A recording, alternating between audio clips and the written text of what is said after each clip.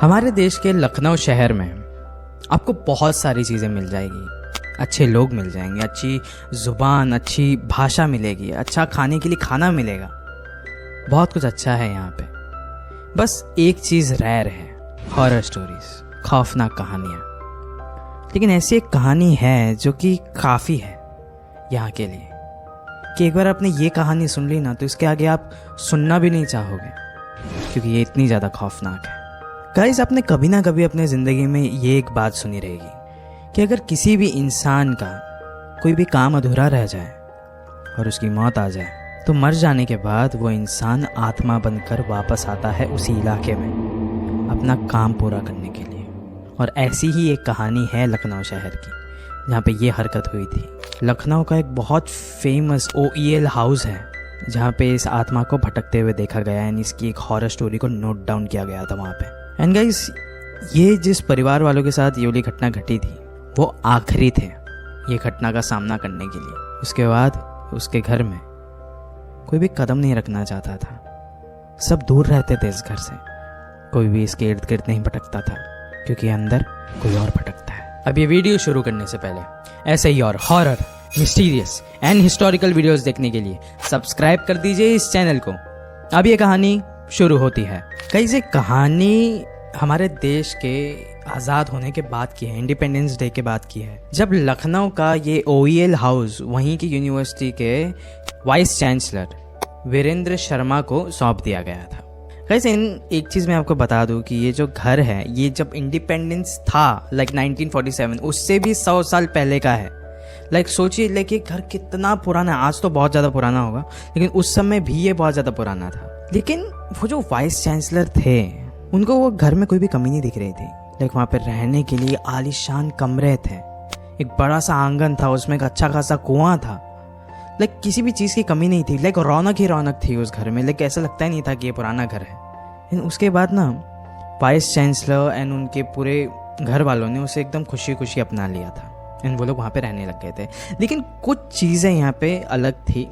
वो लोग नोटिस कर रहे थे कि जैसे ही वो घर के अंदर जाते या फिर घर से बाहर आते, उस समय जो लोग होते थे आसपास वो उनको अलग ही एकदम निगाह से देखते थे कि ये एक ऐसे घर में जा रहे हैं जहाँ पे ऑलरेडी कुछ लोग रहते हैं। अभी कुछ दिन बीत चुके थे लेकिन फिर भी ना वीरेंद्र और उसके परिवार वालों का भी बहुत ही ज़्यादा वियर्ड लगने लग गया था, क्योंकि उस जगह पे उनको ज़िंदगी भर काटना है, उसी घर में काटना है। लेकिन स्टिल जो लोग हैं वो इतनी बुरी तरीके से देखते हैं, उनको एकदम गलत निगाह से देखते हैं। बट स्टिल उन्होंने सोचा कि चलो थोड़ा इग्नोर करते हैं इसको, शायद से ऐसा हो सकता है कि हमें इतना बड़ा घर मिल गया इसके लिए शायद से लोग जल रहे होंगे। लेकिन अब एक रात आती है जब वीरेंद्र अपने कमरे में सो रहा होता है ना, अचानक से आधी रात में उनकी जो नज़रें थी वो खुली। वो उठे अपने बिस्तर से, वो किचन में जाके पानी पी रहे थे। पानी पीते समय ना उनके किचन से नीचे की तरफ एक कुआं दिखता है। एंड पानी पीते पीते वो देख सकते थे कि वहाँ पे ना किसी ने तो पत्थर फेंका है अंदर। उन्होंने थोड़ा और ध्यान से देखा तो देखा कि वीरेंद्र का ही जो बेटा है जो कि महज 10 साल का है, विवेक, वो उस कुएं के पास खड़ा है एंड अंदर पत्थर फेंक रहा है। वीरेंद्र ने जोर से चिल्लाया, तू इतनी आधी रात में वहाँ पे क्या कर रहा है, जल्दी ऊपर आके सो जा। विवेक ने वो बात सुनी एंड वीरेंद्र को लगा कि अब वो आके ऊपर सो जाएगा। एंड फिर वापस से जैसे वीरेंद्र अपने कमरे में जा रहे थे उन्होंने वापस से एक पत्थर के फेंकने की आवाज़ सुनी जो कि कुएं के अंदर जाके गिर रहा था। वो भागते हुए अभी नीचे गए ग्राउंड फ्लोर में। उन्होंने देखा कि कुएं के पास तो कोई भी नहीं खड़ा है। ये कैसे हो सकता है?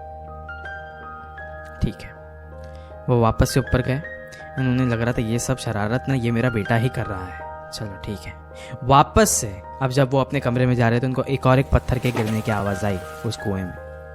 इस बार तो उन्होंने एकदम इग्नोर किया। उन्होंने बोला, मैं जा रहा हूँ सोने में, ये विवेक ही है, ये बस शरारत कर रहा है। एंड अगली सुबह वीरेंद्र उठे एंड वो किचन में गए अपने पत्नी के पास।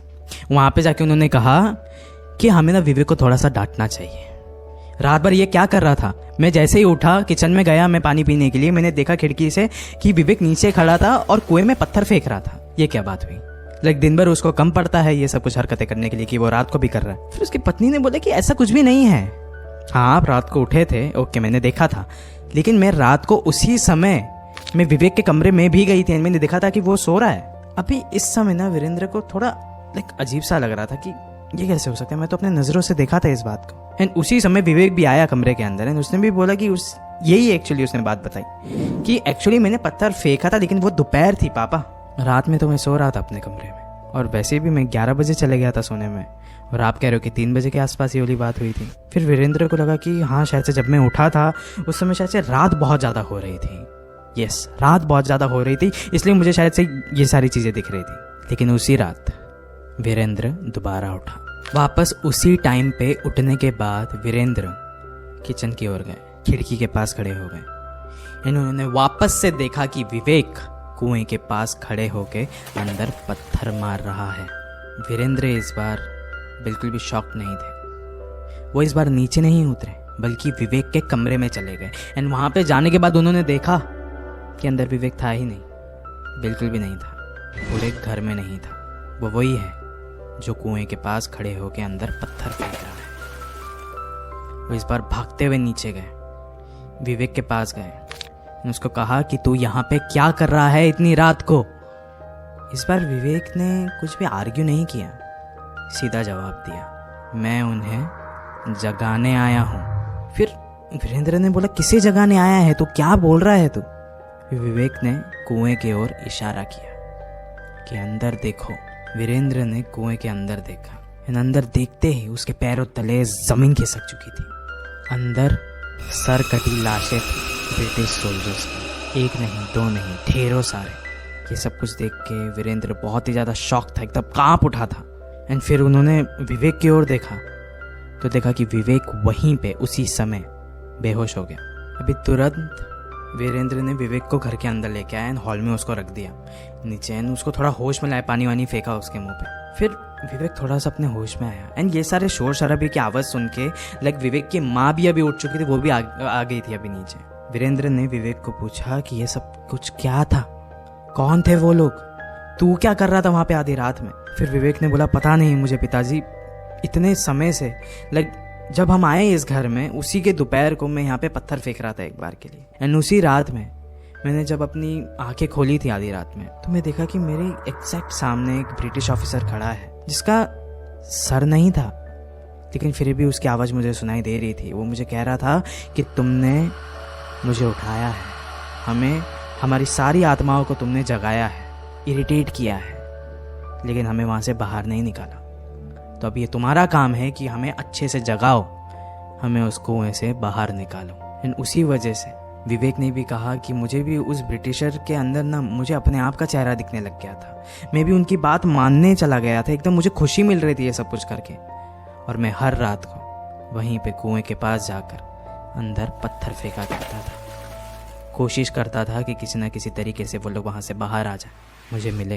एंड जब अभी भी मैं वहाँ पे बेहोश पड़ा एंड जब आप मुझे अभी अंदर लेके आ रहे थे उस समय उन्होंने मुझे एक आखिरी चेतावनी दी कि वो लोग मुझे छोड़ेंगे नहीं, मुझे मार देंगे। एंड गाइस अब ये सब कुछ होने के बाद विवेक को उसके कमरे में लेके गए वो लोग, उसको सुला दिया, लेकिन हर रोज़ विवेक की तबीयत बद से बदतर होते जा रही थी, हर रोज़ उसकी तबीयत खराब हो रही थी। उस दौरान वीरेंद्र को समझ में नहीं आ रहा था कि ये हमारे घर पर क्या हो रहा है, किसकी नज़र लग गई है हमारे घर को।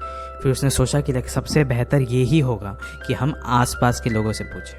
वो अपने घर से बाहर निकला एंड उसको जो इंसान मिला उसको पकड़ के उसने ये वाला सवाल पूछा कि तुम लोग हमें ऐसी नज़र से क्यों देखते हो, क्या है इस घर में, हमारे घर में ये सब कुछ क्या हो रहा है। फिर वो जो बंदा मिला उसने उसको कहा कि आप जिस घर में रह रहे हो वहाँ पे सिर्फ आप अकेले नहीं रहते हो, और भी बहुत लोग हैं जो यहाँ पे बसे हुए हैं, यहाँ पे आधी रात में भटकते हैं, बस वो जिंदा नहीं है।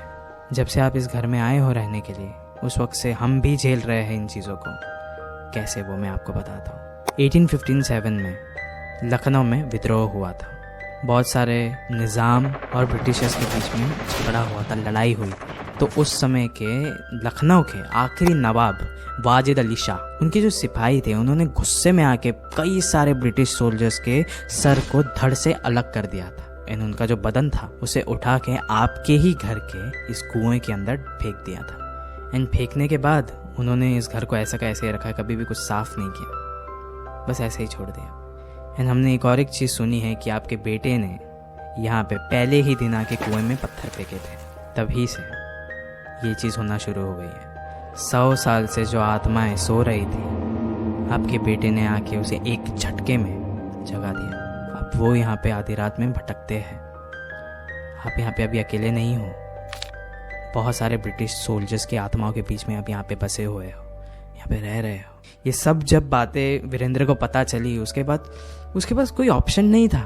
बस वो विवेक की बस ऐसी देखभाल कर रहा था, मेडिकल तरीके से उसका देखभाल कर रहा था। एंड देखते ही देखते विवेक की मौत हो गई। विवेक नहीं बच सका।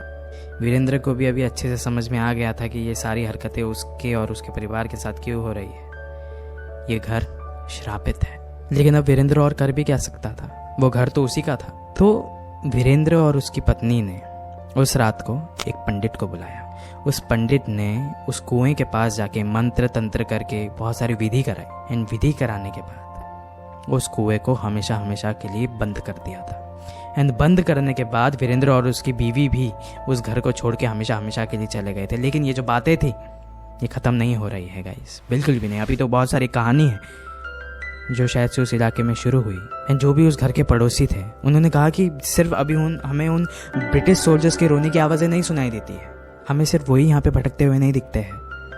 अभी तो हर रात को हमें इस कुएं पे एक लड़का भी खड़ा हुआ दिखता है जो कि अंदर पत्थर फेंकता है हर रात को। लेकिन गाइस साल 2020 में इस घर में एक वेब सीरीज शूट हुई थी जिसका नाम था द सूटेबल बॉय। एंड यहाँ पे शूटिंग के दौरान कब क्या हुआ, कैसे हुआ, किसी को कुछ पता नहीं चला। लाइक आई डोंट नो कि यहाँ पे कुछ हॉन्टेड एक्टिविटी हुई भी थी कि नहीं थी, क्योंकि ऐसा कभी भी किसी ने सुना नहीं कि इस घर में कोई पैरानॉर्मल एक्टिविटी देखा है उन शूटिंग करने वालों ने। क्या पता, हो सकता है कि एक ज़माने में ये वाला घर एक खंडर हुआ करता था एंड आज शायद से ना हो सकता है कि इस इलाके में पहले बहुत सारे आत्माओं का वास था, लेकिन अभी वो सब शांत हो गए हैं, वो सब सो गए हैं। एंड गाइस अगर आप भी लखनऊ के रहने वाले हो या फिर आप कभी लखनऊ में गए हो, तो अगर आपको ऐसी और हॉरर स्टोरीज पता है या फिर अगर आपको इस हॉरर स्टोरी के बारे में भी कुछ पता है तो प्लीज़ मुझे कमेंट्स में बता दीजिए कि क्या इसकी सच्चाई क्या है या फिर इसकी और कहानियाँ क्या है। लेकिन इस वीडियो के अंत होने से पहले मैं आपको एक बात कहना चाहता हूँ कि बहुत बार ऐसा होता है कि आप किसी नए घर में जाते हो, आपको उस घर का इतिहास ना पता हो, आपको ना पता हो कि उस घर में कब क्या हुआ था एक ज़माने में। होता है ना, ऐसे बहुत सारे घर होते हैं जो एक अपना इतिहास लेकर चलते हैं। कहाँ पे किसी ने आत्महत्या करी हो, कहाँ पे कोई जल के मरा हो, एंड वो सारा इतिहास एक छापा अपने घर पे छोड़ देता है एंड वो वहीं पे रहने लग जाते हैं। वहीं पे वो शांति से रह रहे होते हैं, अचानक से आप एक दिन उस घर में शिफ्ट हो जाते हो। वो जितने सालों से आत्माएं सोई हुई थी आपने उनको छेड़ दिया। एंड अब हर रात को जब भी आप सो रहे होगे वो आपको वहीं पे शांति से देख रहे होगे, घूर रहे होगे कि कब अब आधी रात में उठो और ये अपना चपेटा मारे। शुक्रिया।